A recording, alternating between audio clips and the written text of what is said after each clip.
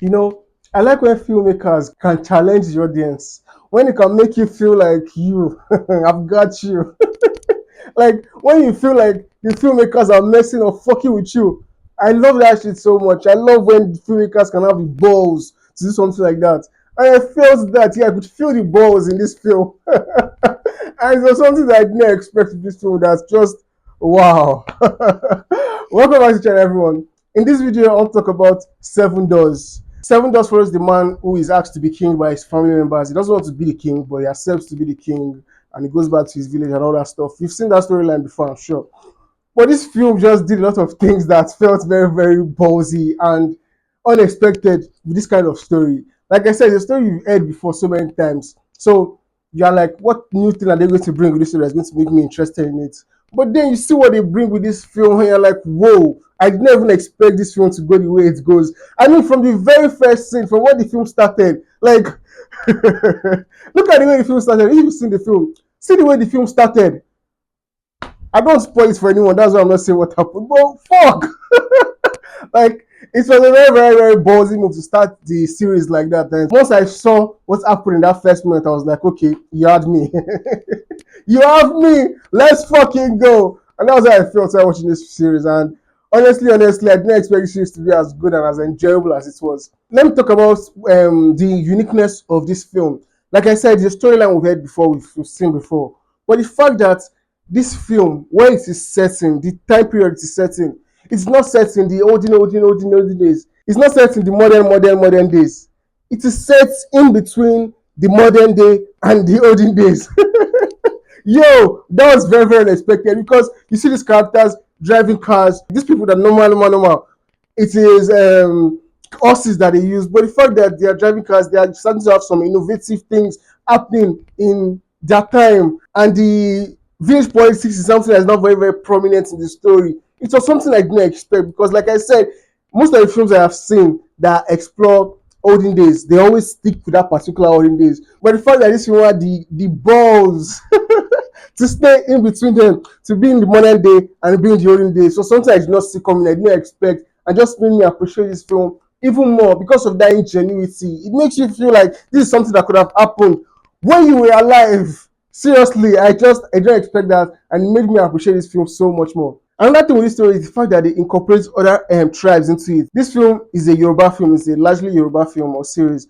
But the fact that they incorporate Igbos into it and they incorporate Hausas, even though the Hausas weren't much like that, but the fact that they incorporate those other tribes into the story, it was like, which progressive world am I living in? Like, it's something I've never seen before. Like, think about it. How many Yoruba films have you seen them incorporating Igbo tradition into? It's not something you see every time, or you might see it every time, but it's not something I've seen. I don't even think I've seen it. Like, thinking about it now, I can't even remember any time I've seen that thing. So it's something that was just like, whoa. It makes a film that does not have an original idea feel very, very original and unique. So something that just made me appreciate this film so much and get more into the story and enjoy everything that was brought to it. And the storyline itself, oh, the storyline was very, very tragic. So it's very tragic, like the kind of things that happen with the characters and the characters that came before the characters. Like, there were so many tragic things that happened to these characters, very, very sad that happened to these characters. And me personally, I like when tragic things happen to characters, and seeing all those things that happen with characters, with the storyline and everything is told. Like, it's something that just blew my mind. I did not think I was going to get to this kind of story. Like, wow. It was so exciting. Seeing all the elements that came into telling the story, all the things that had to happen to the characters, the journey that these characters went on, and where these characters ended up at the end. Like, the character journey was just done so well, and it made me get into this film more and enjoy the storytelling much more. Whoa! A lot of things came together to work with this film and work brilliantly. Another thing I like with this story is the way it explores the themes in this film, the themes of power, themes of greed, the themes of love. Oh, the way love was explored in this film was, whew. And the other things that it explored, it just did it so well that it just gets to the story and you just feel so many emotions. Honestly, this film was like an emotional roller coaster for me because I just kept feeling different emotions. Sometimes I was furious at some characters in the film. Sometimes I was happy. Sometimes I was sad. Sometimes I was laughing. Like, I went through so many emotions while watching this film. Like, after I even finished watching this film, it still stuck with me. I was still thinking about some of the things I saw in this film. It's just another thing that made me appreciate this film so much. Honestly, I like a lot of things with this film. I don't like everything with it, but I like so many things with it that the things I never liked to it did not really matter like that. But one aspect of the film that I did not really like is, this is kind of a spoiler. I'm sorry for dropping it, but it's just to explain to you where the shortcomings came in my opinion. When the king got married to six wives, yeah, six wives, and the six wives started causing trouble for his already existing wife and for the king. Like when all those things, all those storylines were playing out, so something I was just like, come on now, you've been doing a lot of things well with this film. Why are you going to give me something that is so generic to add into the story? Because I'm sure you've seen a film where a new wife comes into the picture and it makes trouble for the existing wife. We've seen that shit so many times, so many times. We've seen so many times. So it's like, if you are telling us a story like that, it's just very lazy writing, in my opinion. So that moment, that point where they added the six wives and them causing trouble for the other wife, that was where it was like generic and the writing just felt very lazy. And at that point, I was like, nah, don't do the story like this. Do it in a better way. Although they were still able to manage to tell the story in a more compelling way after that incident happened, I just kept thinking that this story could have been much better than this. The six wives, they could have told so many other things different to them. You could have even made all of them friends and go in another way. Just make the story, make the writing not feel as lazy. Don't go the normal routes that this kind of stories always take. So that moment was one moment that I did not really like, and it could have been better. But apart from that, like I think that's the only thing I can think of that was my problem with this film. I was just so into this film that I did not even bother thinking about flaws. But when the flaw I mentioned, when it came at me, it was very loud and I could never pick it out. But aside from that, every other thing worked very well. The performances from the actors were very good.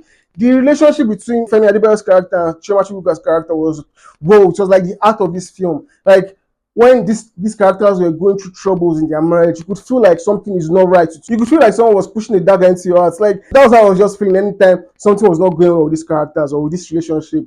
And that made me appreciate the relationship more and the story more, because like I said, that relationship was the art of this story and it just made it so good. And anytime they experienced eyes, you also felt that eye. You also felt like, yes, I'm happy. I don't know how they were able to do it, but the way they told the story between the king and the queen was done so well, and it made me care for this film so much more.